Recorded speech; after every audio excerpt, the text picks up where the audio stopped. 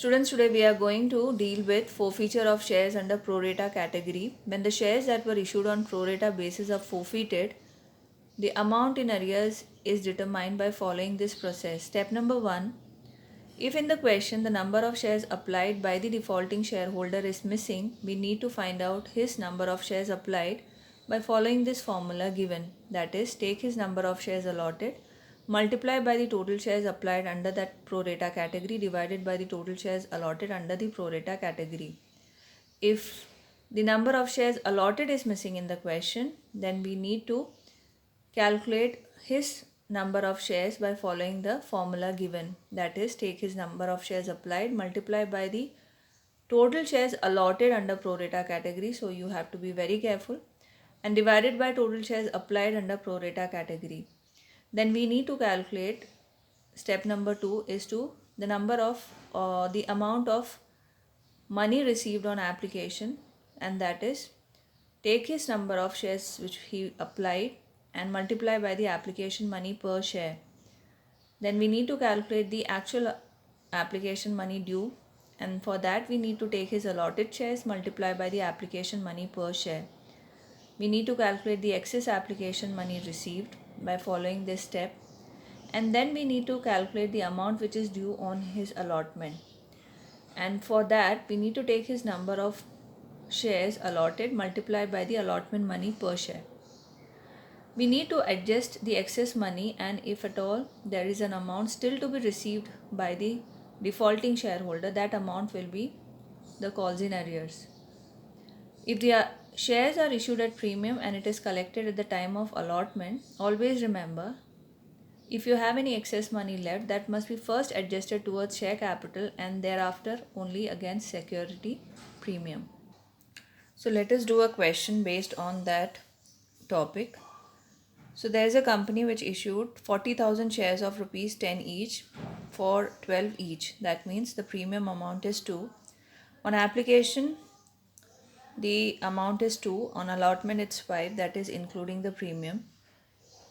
Thereby, the first call is given 2 per share and the second and final call is 3 per share. Applications are received for 60,000 shares, and the company have decided to allot the shares on pro rata basis for 48,000 shares, remaining applicants being refused. That means those who applied for 48,000 shares will be allotted 40,000. This is the category of the shares which they have decided, and the remaining 12,000 shares will be refunded. The application money will be refunded back to the shareholder. There is a shareholder to whom 1600 shares were allotted. That means he could have applied more, failed to pay the allotment money, and there is another shareholder to whom 2000 shares were allotted, failed to pay the 2 calls, and these shares were subsequently forfeited after the second and final call. So over here, for this shareholder, we need to find out the shares applied, because here the shares allotted is given. So how to do the journal entry for this question?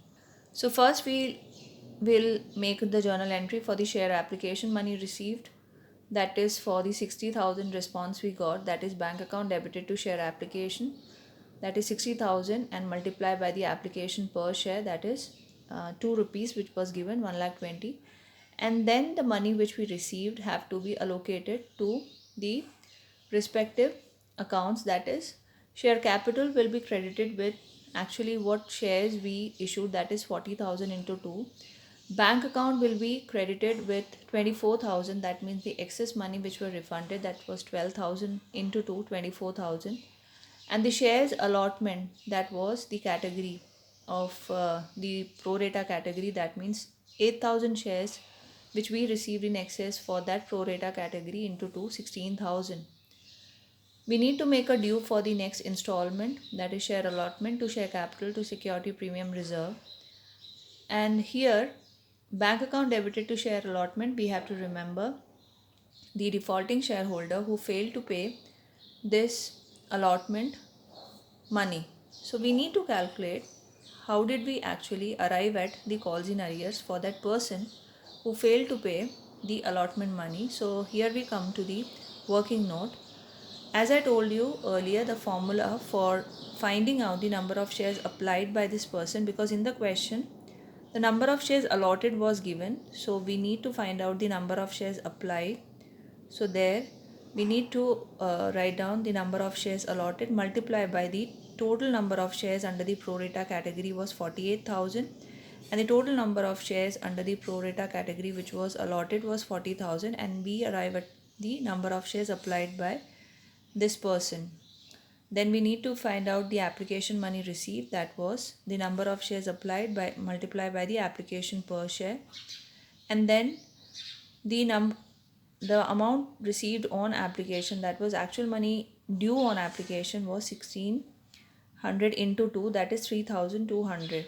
So excess money over here is 640. That means the money which we received from him, that was 3840, and the money which was actually due from him was 3200. The excess is 640. The amount due on allotment from this person is 8,000, and the amount due but not paid on allotment by him is 7360. That means we have adjusted this 640 from this money which we were supposed to receive from him on allotment, and the calls in arrears is the amount which is not paid by that person, that is 7360. So here, how do we arrive at this figure for bank account debited to share allotment? So we require actually 2 lakh rupees, and then we will not receive that money of 7,360. And also remember, we have also adjusted some money over here in the second entry, that is 16,000. So this amount will be 2 lakh minus 16,000 minus 7360. You will get this amount, and then we need to make the first call due, and then we need to find out bank account debited to share first call, and here there was one more shareholder who failed to pay. So that is, we need to find out the calls in arrears for both the shareholders who failed to pay this first call, and then we make a second call due, and then the same thing, that is, we need to find out the shares for the money received for the shareholder, and then we need to make a forfeiture entry over here, and the forfeiture entry over here is share capital account debit. Security premium reserve is debited over here because of the non-payment of the SPR by the defaulting shareholder, and the installments which haven't been paid by the shareholders, and then the amount which was paid by the shareholders, and you need to calculate over here. So this is how we need to find out the forfeited entry under the pro rata category.